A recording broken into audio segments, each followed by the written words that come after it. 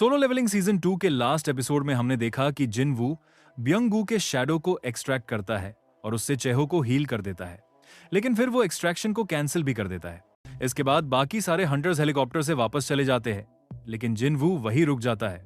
वो अकेले ही बाकी बचे सारे एंट्स को खत्म करता है और फिर एंट किंग को भी शैडो में बदलकर उसका नाम बेरू रख देता है। जिन वू और बेरू मिलकर पूरे आइलैंड को एंट से क्लियर कर देते हैं। 2 दिन बाद रेड पूरी तरह से खत्म हो जाता है और जिन हंटर्स ने इस रेड में जान गंवाई उनके लिए एक फ्यूनरल रखा जाता है। वही जिन वू की मुलाकात चेयरमैन से होती है, जो उसे अपना खुद का गिल्ड शुरू करने की परमिशन दे देते हैं। इसी के साथ हमें कुछ नए और मिस्टीरियस कैरेक्टर्स की झलक मिलती है।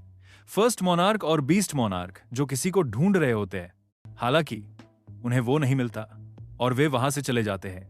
वही बैकग्राउंड में हमें जिनवू के फादर भी नजर आते हैं, जो सब कुछ छुपकर देख रहे होते हैं। दूसरी तरफ जिनवू एक रेड गेट में फंस जाता है, लेकिन उसकी शैडो आर्मी आसानी से सारे मॉन्स्टर्स को खत्म कर रही होती है। सीजन 3 एपिसोड 1 शुरू होता है और हमें दिखता है एक हंटर जो डंजन के अंदर होता है। तभी अचानक से उसके सामने मॉन्स्टर आ जाता है। वो और कोई नहीं बल्कि फर्स्ट मोनार्क होता है, जो हमें सोलो लेवलिंग के लास्ट एपिसोड में दिखा था। वो यहाँ फ्रैगमेंट ऑफ लाइट को ढूंढने आया था, बट यहां भी उसे कुछ नहीं मिलता। तभी वहां एक और मोनार्क आ जाता है। वो देखने में काफी अजीब और क्रीपी लगता है। वो दोनों ईस्ट की एक जगह के बारे में बात कर रहे होते हैं जहां शैडो मोनार्क है, मतलब बेसिकली वो जिनवू की ही बात कर रहे होते हैं। फिर दूसरा मोनार्क बोलता है कि ग्रेटेस्ट फ्रैगमेंट ऑफ लाइट भी उसी कंट्री में है। तभी फ्रॉस्ट मोनार्क एक स्ट्रॉन्ग प्रेजेंस महसूस करता है और हमें दिखता है कि वहां एक और हंटर आ रहा होता है। आप लोग गैस करो कौन हो सकता है ये। फ्रॉस्ट मोनार्क समझ जाता है कि ये उसी की चाल थी, हमें यहां बुलाने के लिए। तभी वो हंटर बोलता है, तुम लोग कहीं कोरिया की तो बात नहीं कर रहे। फ्रॉस्ट मोनार्क कहता है, अगर हम बात कर भी रहे हो तो तुम्हें क्या। इधर दूसरा मोनार्क एक पोर्टल खोलता है और फ्रॉस्ट मोनार्क से कहता है, हमारे पास इन सब चीजों के लिए टाइम नहीं है। फ्रॉस्ट मोनार्क भी कहता है, अगर तुम हमें रोक सकते हो तो रोक लो, और जाने लगता है। वो हंटर बोलता है, मैं तुम्हें इतनी आसानी से जाने नहीं दूंगा, और वो अटैक कर देता है। लेकिन फ्रॉस्ट मोनार्क एक आइस वॉल बनाकर उसके अटैक को रोक लेता है। हमें पता चलता है कि यह हंटर और कोई नहीं बल्कि जिनवू के फादर होते हैं। अब सीन शिफ्ट होता है और हमें एक रेड गेट दिखाया जाता है जिसमें जिनवू गया था। वहां अब उसका सामना डंजन के बॉस से होता है। बॉस काफी गुस्से में होता है और बोलता है, तुमने अब तक बहुत अच्छा फाइट किया और जिंदा भी हो, बट अब तुम चारों तरफ से घिर चुके हो। इस जंगल में मेरी पूरी आर्मी पहले से ही छिपी हुई है। फिर वो अपनी आर्मी को आवाज लगाता है, बट बहुत देर तक कोई नहीं आता। जिनवू मुस्कुराता है और अपने शैडो आर्मी को बाहर आने के लिए कहता है, और हमें दिखाई देता है कि जिनवू के शैडो सोल्जर्स पहले ही सब मॉन्स्टर्स को मार चुके होते हैं और अब उनकी डेड बॉडीज लेकर बाहर आ रहे होते हैं। ये देखकर बॉस और भी ज्यादा गुस्से में आ जाता है। फिर वो अपने बचे हुए मॉन्स्टर्स को अटैक करने का आदेश देता है। उधर जिनवू भी अपने शैडो सोल्जर्स को भेज देता है। जिनवू के सोल्जर्स आसानी से सारे मॉन्स्टर्स को मार देते हैं। अब सिर्फ बॉस बचता है। वो ये सब देखकर गुस्से में जिनवू की तरफ बढ़ता है, लेकिन तभी टस्क अपने ग्रेविटेशन मैजिक का यूज करके उसे जमीन पर पटक देता है। फिर जिनवू बॉस के पास जाता है और कहता है, मेरे सवालों का सही जवाब दो तो शायद तुम्हें कम दर्द होगा। लेकिन बॉस कुछ बोलने से पहले ही मर जाता है। जिनवू समझ जाता है कि सिस्टम फिर से इंटरफेरेंस कर रहा है। उसे याद आता है कि डीमन कासल क्लियर करने के बाद उसे एक की मिली थी, जो सिर्फ लेवल 100 होने के बाद ही यूज हो सकती थी, और जेजो आइलैंड रेड के बाद उसका लेवल 100 हो चुका था। तो वो उस की को अपने इन्वेंट्री से निकालता है। अब उसके सामने उस की पूरी इंफॉर्मेशन आ जाती है। उसे पता चलता है कि ये की उसी डबल डंजन टेंपल की है जहां उसे उसकी पावर मिली थी। ये बहुत बड़ी बात होती है जिनवू के लिए, क्योंकि जिस सिस्टम की वजह से वो इतना स्ट्रांग बना है उसके बारे में वो कुछ नहीं जानता। और जब भी उसने सिस्टम के बारे में जानने की कोशिश की, तब सिस्टम ने इंटरफियरेंस कर दिया। लेकिन अब फाइनली सिस्टम खुद उसे बुला रहा था। वो सोचता है, चलो अब सिस्टम के बारे में जान पाऊंगा। लेकिन तभी वो देखता है कि इस की पर एक टाइमर लगा है 417 आवर्स का, मतलब वो अभी यूज नहीं कर सकता। वो सोचता है, इतना वेट किया है तो थोड़ा और सही। अब सीन शिफ्ट होता है और हमें दिखता है कि जिनवू काफी गुस्से में है, क्योंकि जिनवू के हेटर्स ऑनलाइन हेट फैला रहे होते हैं। वो सबको रिप्लाई कर रहा होता है। तभी वहां जिनवू भी आ जाता है। वो एक बैग भर के एसेंस स्टोन्स जिन्हो को देता है और कहता है, तुमने बोला था ना कि हमें नए गिल्ड के लिए बहुत पैसों की जरूरत होगी, तो इतने में तो हो जाएगा ना। जिनवू कहता है, ये तो बहुत सारे हैं। क्या तुमने कोई हाई रैंक गेट क्लियर किया है? अब तो हमें नए एम्प्लॉय की सैलरी के बारे में भी सोचना नहीं पड़ेगा।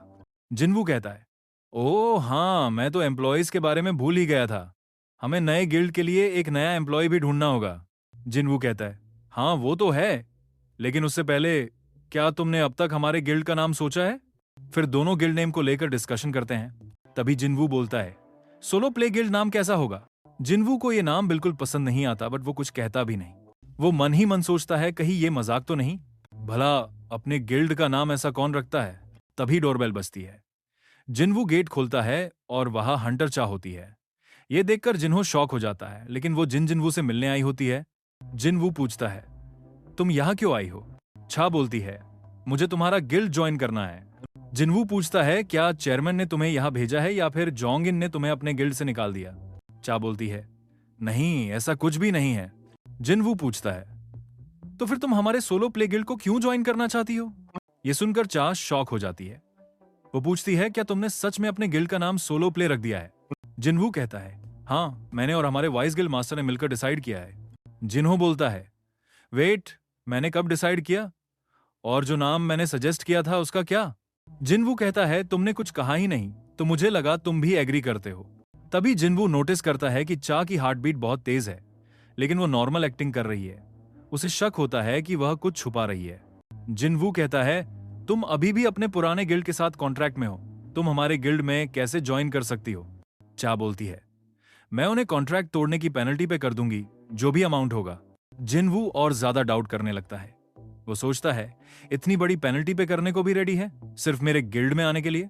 जिनवू कहता है, हमारे पास तुम्हारे जैसे एस रैंक हंटर को सैलरी देने के लिए पैसे नहीं है। छा कहती है, मुझे सैलरी भी नहीं चाहिए। जिनवू पूछता है, तो फिर क्यों ज्वाइन करना चाहती हो हमारी गिल्ड? चा ब्लश करने लगती है। सच तो यह है कि उसे जिनवू से प्यार हो गया था, लेकिन वो कॉन्फेस नहीं कर पा रही थी, इसलिए बस उसके पास रहना चाहती थी। लेकिन वो कुछ बोल नहीं पा रही थी, बस ब्लश किए जा रही थी। जिनवू कहता है, ठीक है, तुम ज्वाइन कर सकती हो, बट उसके पहले एक एंट्रेंस टेस्ट देना होगा। छा बोलती है, कैसा टेस्ट? जिनवू कहता है, तुम्हें मेरे चुने हुए सबसे स्ट्रॉन्गेस्ट शैडो सोल्जर को हराना होगा। चा कहती है, ठीक है, मैं रेडी हूं। इसके बाद दोनों हंटर एसोसिएशन के जिम में जाने के लिए सोच रहे होते हैं एंट्रेंस टेस्ट के लिए, लेकिन जिम काफी दूर होता है, तो जिनवू सोचता है कि क्यों ना शैडो एक्सचेंज स्किल का यूज किया जाए। इसी बहाने उसे यह भी पता चल जाएगा कि वो अपने साथ किसी और को भी टेलीपोर्ट कर सकता है या नहीं। फिर वो चा को थोड़ा पास बुलाता है और शैडो एक्सचेंज स्किल यूज करता है, और स्किल काम कर जाती है। वो दोनों एक साथ जिम में टेलीपोर्ट हो जाते हैं। चा ये देखकर काफी हैरान हो जाती है, ये कैसे हुआ? जिनवू बोलता है, चलो शुरू करते हैं अब। लेकिन चा कहती है, एक मिनट, मैंने अपना वेपन तो ऑफिस में ही छोड़ दिया। फिर जिम के स्टोरेज रूम से वो एक सोर्ड ले आती है और कहती है, मैं अब रेडी हूं। जिनवू इग्रिस को समन करता है और बोलता है, मेरे शैडो आर्मी का सबसे बेस्ट स्वॉर्ड्समैन यही है। चा पूछती है, विनर कैसे डिसाइड होगा? जिनवू बोलता है, जब तक तुम मेरे शैडो सोल्जर को डिस्ट्रॉय ना कर दो, या फिर जब तक तुम खुद सरेंडर ना कर दो। जिनवू सोच रहा होता है कि उसने चा से कहा था कि वो अपना सबसे स्ट्रॉन्ग शैडो सोल्जर यूज करेगा, लेकिन बेरू को चा के सामने लाना सही नहीं होगा, क्योंकि जेजू आइलैंड पर उसकी वजह से ही चा बहुत ज्यादा घायल हो गई थी। इसलिए इग्रिस बेस्ट चॉइस था। इसके बाद उनकी फाइट शुरू होती है। दोनों की सोर्ड्स टकराती हैं, जिससे एक तेज धमाका होता है। तभी हमें दिखाई देता है कि चेयरमैन भी उसी बिल्डिंग में होते हैं। उनको भी यह आवाज सुनाई देती है। वो सोचते हैं, आज तो किसी हंटर ने जिम के लिए रिजर्वेशन नहीं किया था। फिर वो जिम का कैमरा चेक करते हैं तो उन्हें जिनवू और चा दिखाई देते हैं। वो सोचते हैं, ये लोग यहां कब आए और क्यों? तभी उन्हें याद आता है कि जेजू आइलैंड रेड के बाद जब चा होश में आई थी तो उसने सबसे पहले जिनवू के बारे में ही पूछा था। चेयरमैन को लगता है कि दोनों के बीच में कुछ चल रहा है, इसलिए वो जिम कैमरा बंद करवा देते हैं, क्योंकि वो उनका प्राइवेट मोमेंट रिकॉर्ड नहीं करना चाहते थे। तभी फिर बिल्डिंग हिलने लगती है और उनके पीछे लगी पेंटिंग भी गिर जाती है फाइट की वजह से। लेकिन चेयरमैन कुछ और ही समझ लेते हैं। अब वो क्या सोच रहे होते हैं ये तो मुझे बताने की जरूरत नहीं है, तो आप लोग ही कमेंट में बता दो कि चेयरमैन को क्या लग रहा था। दूसरी तरफ हमें दिखाई देता है कि छा ने इग्रिस को इजीली हरा दिया था। ये देखकर जिनवू भी शॉक में रह जाता है। तभी चा बोलती है, क्या ये ब्लैक नाइट तुम्हारा सबसे स्ट्रॉन्ग सोल्जर था? तुमने कहा था कि तुम अपना सबसे स्ट्रॉन्ग सोल्जर यूज करोगे, तो उसे समन करो। वो बरू की बात कर रही होती है, लेकिन जिनवू कहता है, तुम हर्ट हो सकती हो। चा कहती है, ऐसा कुछ नहीं होगा, और वैसे भी मुझे उससे दोबारा फाइट करनी है। तो जिनवू फाइनली बेरू को समन करता है और उसे एक ऑर्डर देता है, चा को बिना हार्म किए डिफीट करो। बेरू कहता है, जैसा आप कहे माई किंग, और फिर जोर से रोर करता है, इतनी जोर से कि जिम के सारे शीशे चटकने लगते हैं। चा उसे देख रही होती है और सोचती है, जिन्वू ने इस मॉन्स्टर के साथ कैसे फाइट की थी? बेरू अपने क्लॉज निकालकर अटैक करने ही वाला होता है। तभी जिन्वू चिल्लाता है, उन्हें हटा लो। अगर चा को थोड़ी भी चोट लगी तो मैं तुम्हें नहीं छोड़ूंगा। बेरू तुरंत अपने क्लॉज अंदर कर लेता है और कहता है, यस माई किंग। चा अटैक करने के लिए तैयार होती है, लेकिन तभी अचानक बेरू उसके पीछे आ जाता है।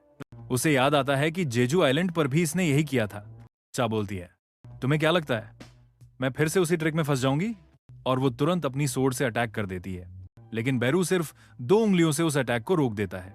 बेरू सोच रहा होता है, मेरे किंग ने बोला है सामने वाले को हर्ट किए बिना हराना है, तो सबसे अच्छा तरीका है खुद को इतना ज्यादा पावरफुल दिखाओ कि सामने वाला खुद ही फाइट करना छोड़ दे। चा एक के बाद एक अटैक्स कर रही थी। अब सबको पता है कि चा कितनी तेज फाइटर है, लेकिन बेरू भी किसी से कम नहीं था। वो सारे अटैक्स को इजीली डॉज कर रहा था, बिना हिले, सिर्फ बॉडी मूवमेंट से। फिर वो जोर से चा के सामने रोर करता है, जिसके प्रेशर से चा दूर जा गिरती है। जिन्वू कहता है, विनर ऑलरेडी डिसाइड हो चुका है, क्या अब तुम सेटिस्फाइड हो? लेकिन चा बोलती है, नहीं, मुझे और फाइट करनी है। जिन्वू जानता था कि बेरू बाकी शैडो सोल्जर से बहुत अलग है। उसका जन्म ही किलिंग के लिए हुआ था, लेकिन वो देख रहा था कि बेरू अपने अंदर के किलिंग इंटेंट को कंट्रोल कर रहा है। अब फाइट दोबारा शुरू होती है। इस बार बेरू सिर्फ डिफेंड नहीं कर रहा था, अब वो अटैक भी कर रहा था, जिसके कारण चा की स्वॉर्ड भी टूट जाती है। चा हार मानने वाली नहीं थी। वो डिसाइड करती है कि अब वो अपना सबसे स्ट्रॉन्ग अटैक यूज करेगी और एक ही बार में सब खत्म कर देगी। वो बनाती है ब्लेड ऑफ लाइट और फाइनली अपना स्ट्रॉन्गेस्ट अटैक बेरू पर लैंड कर देती है। उसकी सोर्ड सीधा बेरू की चेस्ट में घुस जाती है, लेकिन इस अटैक के बाद बेरू के अंदर का किलिंग इंटेंट अनकंट्रोलेबल हो जाता है। उसे एंट क्वीन की बातें याद आने लगती हैं, दुश्मन को जान से मारो। वो जिन्वू का ऑर्डर भूल जाता है और एंट क्वीन की मेमोरीज को फॉलो करने लगता है। अब वो चा की तरफ ब्लडलस्ट के साथ बढ़ने लगता है। जिन्वू चिल्लाता है, बेरू रुक जाओ, लेकिन बेरू नहीं रुकता। जिन्वू जल्दी से उनके बीच आ जाता है और बेरू को रोक लेता है। तभी जाकर बेरू शांत होता है और फिर वो जमीन पर गिरकर जिन्वू से माफी मांगता है। जिन्वू चा से पूछता है, तुम ठीक हो ना? फिर कहता है, ये तो बस एक एंट्रेंस टेस्ट था, इसके लिए अपनी जान को खतरे में डालने की क्या जरूरत थी? चा कुछ नहीं कहती, वो चुप रहती है। तभी जिन्वू पूछता है, आखिर तुम हमारे गिल्ड को ज्वाइन क्यों करना चाहती हो? क्या चाहती हो तुम? कहीं ऐसा तो नहीं कि तुम्हें मुझ में इंटरेस्ट है? फिर वो सोचता है, नहीं, ये तो हो ही नहीं सकता, जरूर कोई और वजह होगी। वो जाने लगता है, लेकिन तभी पीछे से चा बोलती है, हाँ, मुझे तुम में ही इंटरेस्ट है। इतना कहकर वो ब्लश करने लगती है और इसी के साथ ये एपिसोड यहीं खत्म होता है। आगे क्या होता है ये जानने के लिए चैनल को सब्सक्राइब और वीडियो को लाइक करो।